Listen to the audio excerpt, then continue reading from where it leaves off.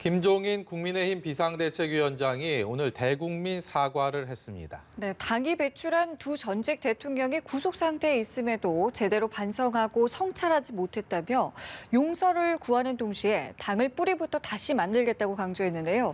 국회 취재기자 연결해서 자세한 소식 들어보겠습니다. 이승국 기자 전해주시죠.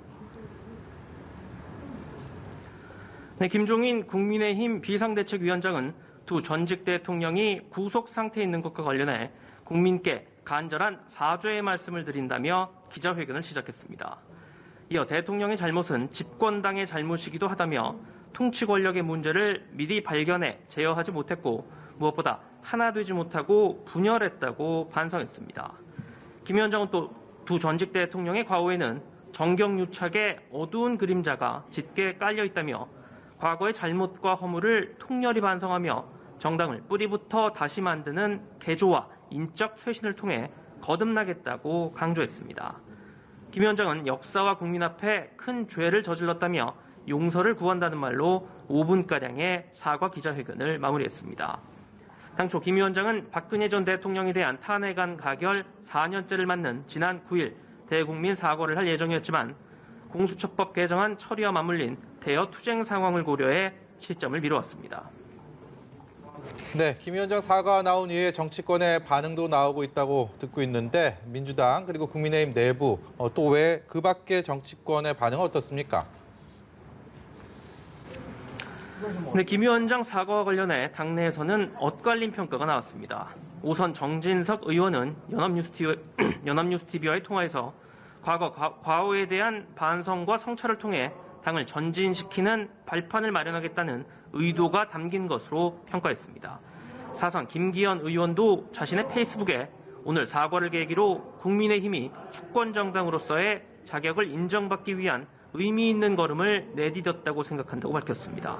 반면 오선인 서병수 의원은 김 위원장이 사과할 게 있다면 말할 권리를 억압하고 국민의 삶을 팽개친 여당의 입법 테러를 막지 못한 통렬한 참회였어야 한다고 비판했습니다. 무소속 홍준표 의원도 실컷 두들겨 맞은 사람이 때린 사람에게 사과를 한 격이라며 뜬금없는 사과라고 지적했습니다. 민주당과 정의당도 논평을 내놨습니다.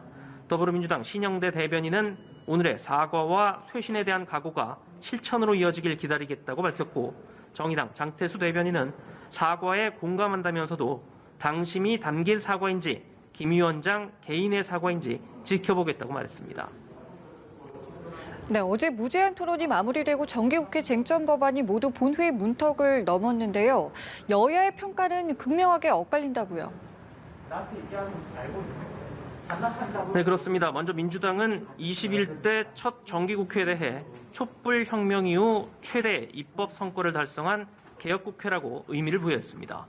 김태년 원내대표는 원내대책회의에서 법안의 진정한 완성은 법이 현실에서 정착되도록 구현하는 노력이라며 정기국회를 통과한 개혁 입법의 내실화에 힘쓰겠다고 말했습니다. 반면 국민의힘은 민주당이 나홀로 독재당의 모습을 보여줬다며 강하게 비판했습니다.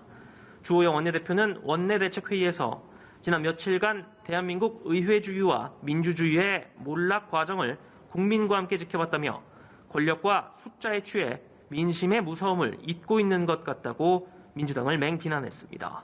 주 원내대표는 박병석 국회의장을 향해서도 필리버스터 종결투표에 참여해 중립 의무를 저버렸다며 박 의장이 진행하는 사회는 거부하겠다고 선언했습니다. 지금까지 국회에서 전해드렸습니다.